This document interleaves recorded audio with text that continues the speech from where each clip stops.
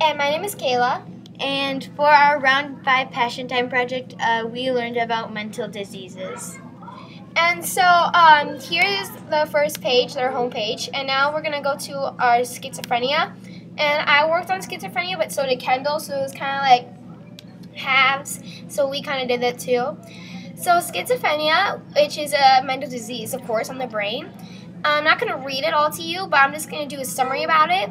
It's kind of like seeing illusions or fantasies around you. It will make you do actions that you wouldn't do before, maybe like a voice in your head or something like that. And Kendall worked on scientists, how they're trying to cure them. So Kendall, you can go ahead and explain that. So what I found for scientists, how they're trying to cure this disease is so that one thing they do is they have medicines, and a lot of these medicines do different things.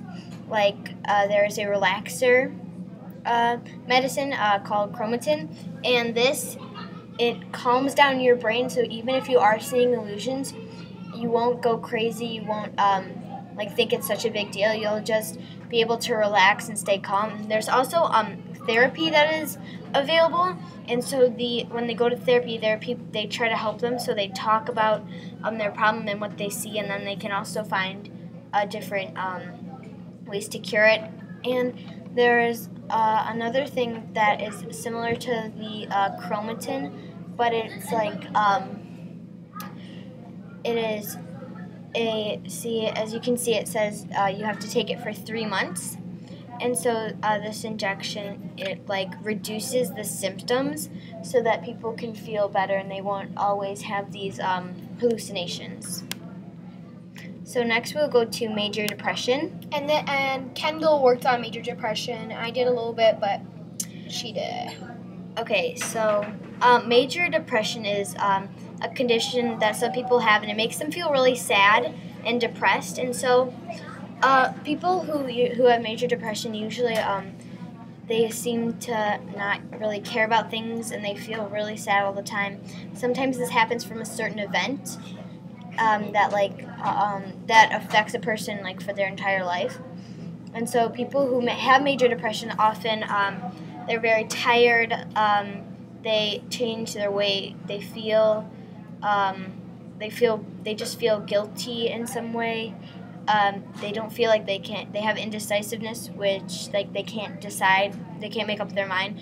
Or also they have insomnia, which means they have a really hard time sleeping, it's impossible for them to fall asleep. And so Kaela also worked on how scientists are trying to cure it. And this is one major way, and it works for some people. They're therapy, and you can talking to a guidance counselor pretty much, and you can talk about your feelings and stuff like that, and somehow that releases sort of grief or relaxes you when you're talking to other people and discuss their thoughts and feelings. And to get out of the depression, they can take a medication, a lot of antidepressants, and it can change your symptoms so you can get happier and feel good. So the next mental disease we looked at was bipolar disorder. And I did some of it, and so did Kendall, so we both did it. And so bipolar disorder is kind of like mood swings, but it doesn't happen fast. It doesn't go oh, now I'm sad, oh, now I'm angry. It goes, your mood changes or shifts you can happen from happy to depressed to angry, but it doesn't have to quickly. It's distinctively different from other moods. It can range from high to low, stuff like that, mania or hypomania, to severe depression. So it can go you'll last from angry, several minutes later you can start crying and stuff like that. That's how it works. And the symptoms are dangerous because they could potentially lead to injuring yourself. So that's not good. One thing about bipolar disorder is that it's not always bad. People aren't always sad or mad or super depressed. They have extreme highs mania, where they just feel like nothing's wrong and they're super happy. And this is one stage of bipolar disorder. And one thing of how scientists are trying to cure it, a lot of things that people do is just take therapy. So they talk about the moods that they have, and also people who have this, if they're in a depression stage, they could take an antidepressant like people who have major depression would. But mostly it's like about therapists. Like they talk to them about their feelings, and they the therapists help you relax, and sometimes they'll give you small medications too.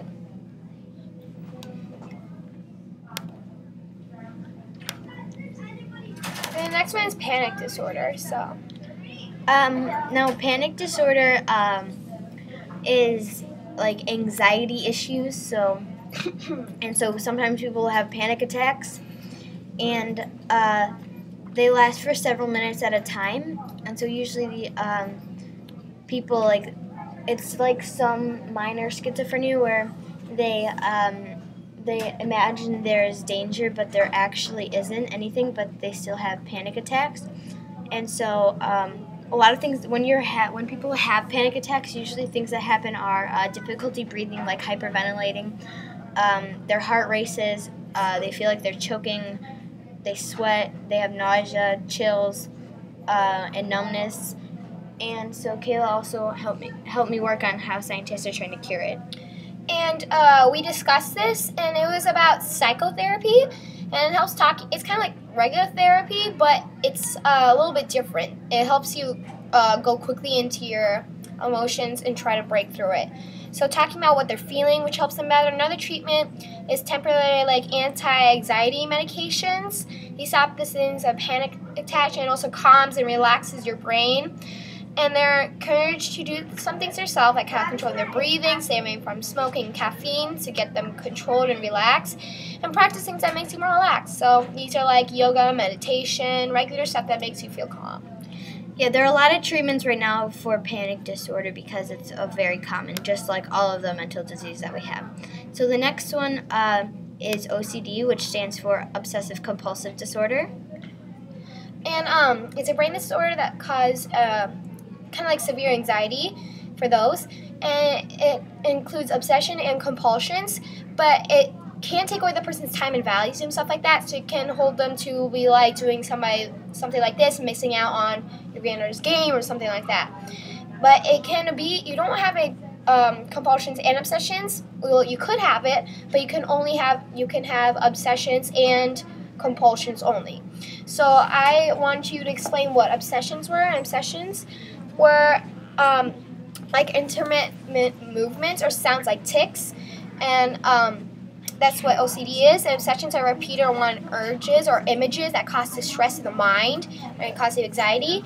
And compulsion is just like repeated behaviors that you feel driven to perform. Like you want to stop yourself from doing this, but there's something in your head and body that wants you to do that compulsion. Right. And so another thing about OCD is that when people have these compulsions, a lot of times they'll have a very, very specific routine that they will always have to follow, and if they don't, they become very that disappoints them a lot.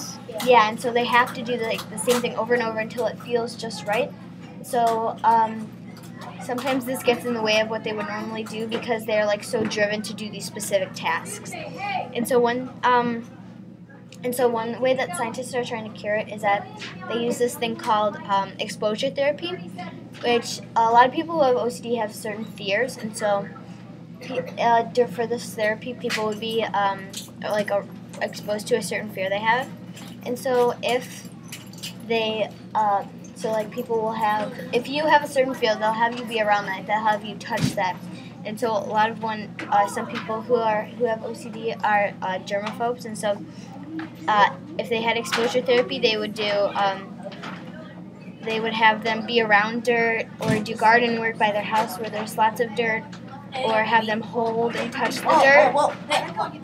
And another treatment is a medication which controls the behaviors that they have that are obsessive, and antidepressants are used for this and a lot of other things, so that the person who has OCD will stay happy. And the final one we did was autism. Even though this is not a mental disease, we felt very driven to do this because our teacher has a certain relationship with a person who has autism. Right, and so we felt very we needed to do this to learn about it. And this is our decision to do this, not his. So Autism is a medical condition, of course, but it usually starts at childhood, and it's a very common disease. It can be starts like very young at an age of baby, and they can have like difficulty with things that other people are good at. So like relationships with other people, using their language, and sometimes doing stuff like that. And they have social interaction. They could be in their own world or something like that. Verbal, nonverbal conditions, and repetitive behaviors. They could do that too. So. And a lot of times, people with autism, we learn this that they have a special talent. This is common, that they will have something that they're really good at, that they really like to do, and also there are symptoms of autism that you could look up, that you could see, and a lot of these, like, they start early in childhood. So like if babies, if they don't smile or they don't laugh and they seem like they're off in their own world, this could be one sign of autism. So another way scientists are trying to cure it, by like they have therapists that just discuss their feelings, and they have like behavioral strategies, like things you could do if something doesn't feel right in a situation when you're around other people. And there are like social skills and daily living skills and skills that make you happy, are a lot of like therapies to help with improvement and working on your skills.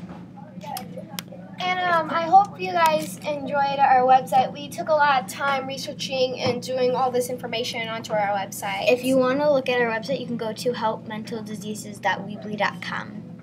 And so, thank you for taking the time to watch this. And Bye. Bye.